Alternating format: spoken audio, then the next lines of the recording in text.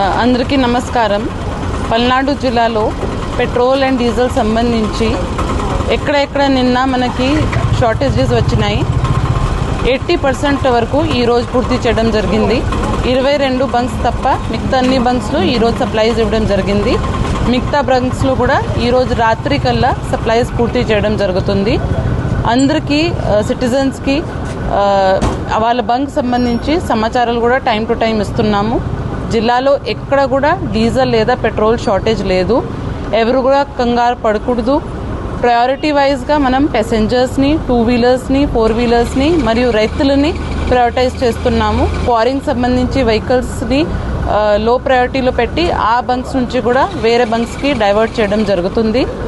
Vehicle సంబంధించి కూడా వాళ్ళ అవసరంని బట్టినే వెహికల్ వాళ్ళకి ట్యాంక్ కెపాసిటీ ఫుల్ చేయకుండా వాళ్ళకి ఆ రోజుకి ఎంత అవసరం ఉంది అంతవరకే పెట్రోల్ డీజిల్ తీసుకోవాలి కోరుకుంటున్నాను. ప్రస్తుతం అయితే జిల్లా వ్యాప్తంగా 2 వీలర్స్కి 200 లిమిట్ పెట్టాము. వెహికల్స్ మనకి 4 వీలర్స్ ఏమున్నాయి దానికి 1000 రూపీస్ లిమిట్ పెట్టాము. 3 వీలర్స్కి 300 రూపీస్ లిమిట్ పెట్టాము. ఇంతవరకు వాళ్ళకి ఇస్తున్నాము. రైతులని కూడా వాళ్ళ డిస్టెన్స్ని బట్టి, వాళ్ళ మెషిన్ని బట్టి, హార్వెస్టింగ్కి వాళ్ళు ఏ మెషిన్ వాడుకుంటున్నారు మరియు వాళ్ళు ఏ క్రాప్కి హార్వెస్టింగ్ చేస్తున్నారు దాన్ని బట్టి లిమిట్స్ సెట్ చేయడం జరిగింది. Mandal agriculture officers, village agriculture officers, VROs రైతులకు సంబంధించి కూపన్ కూడా జారీ చేస్తున్నారు. ఎవరికి ఇబ్బంది ఉంటే దయచేసి మీ సచివాలయంలో విలేజ్ అగ్రికల్చర్ అసిస్టెంట్ నుంచి డీజిల్ కూపన్ తీసుకోండి. దీంతోపాటు అన్ని పెట్రోల్ బంక్స్లో అడ్మినిస్ట్రేషన్ వైపు నుంచి రెవెన్యూ మెషినరీ మరియు పోలీస్ కానిస్టేబుల్స్ అందరూ మార్నింగ్ నుంచి ఇక్కడ తిరుగుతున్నారు, రెగ్యులేట్ చేస్తున్నారు. వచ్చే వారం మొత్తం వాళ్ళు ఇక్కడే ఉంటారు. ఈ లిమిట్స్ని బట్టి అంతా రెగ్యులేషన్ జరుగుతుంది. Panic buying, black marketing, hoarding ఎక్కడ కూడా మనకి సమాచారం వస్తే దాని మీద స్ట్రిక్ట్ యాక్షన్ తీసుకోవడం జరుగుతుంది.